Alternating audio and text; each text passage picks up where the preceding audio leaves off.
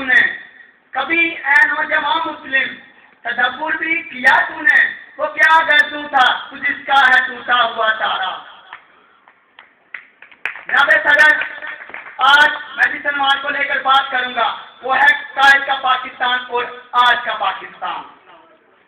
سب سے پہلے عقیدت سے بڑا سلام قائد کی بارگاہ میں پیش کروں گا اور قائد کی عظمت میں سلام پیش کروں گا جس کی بدولت آج ہم آزادی کی سانسیں لے رہے ہیں.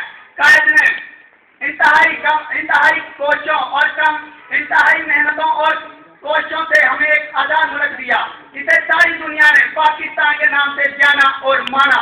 کسی نے قائد سے پوچھا آپ نے مسلمانوں کو ایک آزاد ملک دیا بدلے میں مسلمانوں نے آپ کو کیا دیا؟ تو قائد نے فرمایا پاکستانی مسلمانوں نے مجھے قائد اعظم کا لقب دیا، میرے لیے یہی باعث فخر ہے. جناب اعلیٰ قائد کا پاکستان کیسا تھا؟ اس سوال کا جواب میں یوں دوں گا کہ قائد کا پاکستان مسائل میں گرا نہ تھا، اس کا مستقبل روشن تھا، اس کے پاس بھی عمل کے کثیر تھے اور قائد کا پاکستان ایک اسلامی سلطنت تھی جو کہ کلمہ طیبہ کے ٹائم میں قربان کرا تھا. ارے قائد نے تو ہمیں دنیا کا وہ خطہ حاصل کر کے دیا جو قدرتی وسائل خوبصورتی اور معدنیات سے مالا مال تھا اور دنیا میں سونے کی چڑیا کے طور پہ پہچانا جاتا تھا. قائد نے اپنے نوجوانوں کو مخاطب کر کے فرمایا ہم لائے ہیں طوفان سے کشتی نکال کے، ہم لائے ہیں طوفان سے کشتی نکال کے، اس ملک کو رکھنا میرے بچوں سنبھال کے. مگر یہ کیا ہمارے حکمرانوں نے قائد کے فرمان کو فتح پشت ڈال دیا اور اس امانت میں خیانت کی. ہمارے حکمرانوں نے قائد کے پاکستان کی خوبصورتی کو نظر لگا دی اور ہمیں ان قدرتی وسائل اور معدنیات سے محروم کر کے رکھا ہے. جناب صدر ہم اس اقتدار اختیاری ہاؤس میں بڑھ گئے ہیں. ہمیں اقتدار کی لالچ نے نفرت، دغا بازی اور بے حیائی کے دیوی کے قدموں میں پھینک دیا ہے.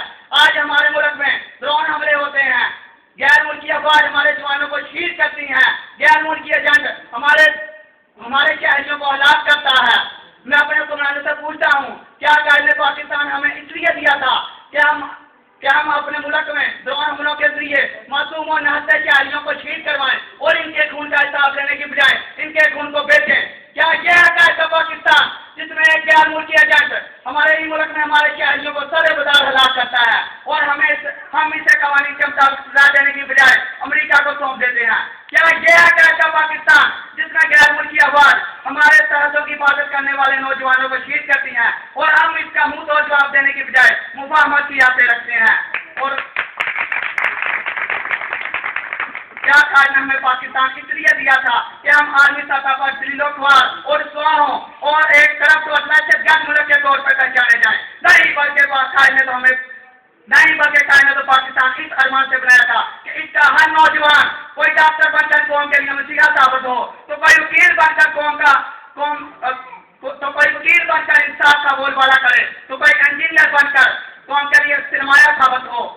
ہاں، پاکستان میں ایسے نوجوان موجود ہیں جو کہ پاکستان کے ماتھے کا جمعہ ثابت ہو سکتے ہیں اور پاکستان کو چمک دمک دے سکتے ہیں اور پاکستان کو ایک ترقی یافتہ ملک کے طور پر پوری دنیا میں متعارف کروا سکتے ہیں. مگر ہمارے حکمرانوں کی غلط پالیسیوں کی بدولت وہی نوجوان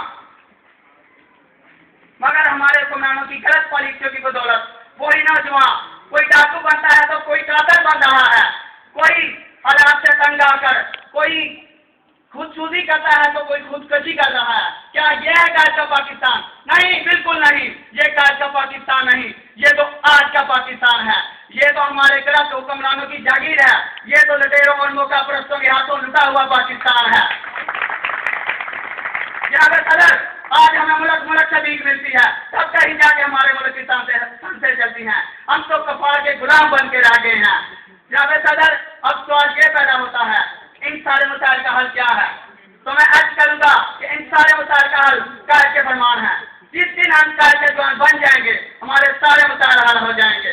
میں اپنے جوانوں اور ملت کے پاسبانوں سے کہوں گا ملے گی کب جواب 11 گھروں سے، ملے گی کب جواب 11